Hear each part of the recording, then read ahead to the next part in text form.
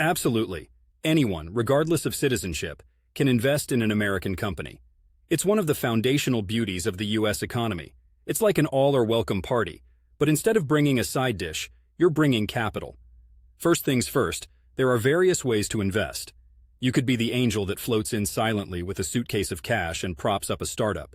Or you might buy shares in a company, which is far simpler and doesn't necessarily require a suit and tie meeting, though those can be fun.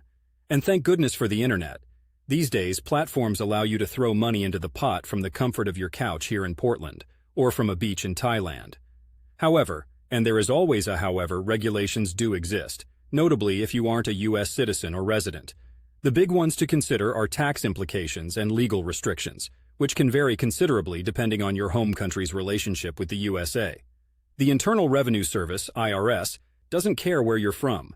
If you're making money on U.S. soil or stock exchanges, it wants a slice of the pie.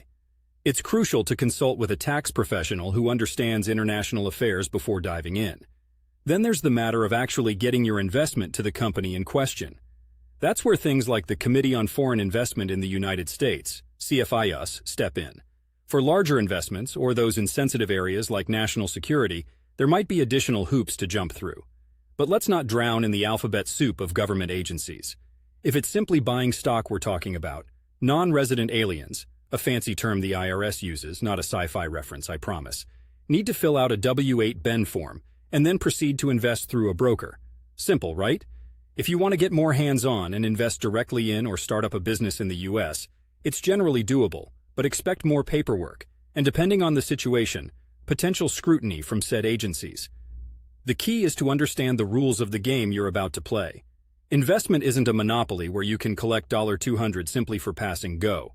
It has rules, paperwork, and sometimes a headache or two.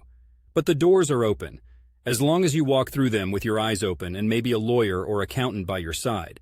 The American dream is accessible, even without a U.S. passport. So whether you're in Portland scheming up a new tech startup or an international investor eyeing the fertile grounds of Silicon Valley, the message is, do your homework, stay legal, and may the odds be ever in your portfolio's favor.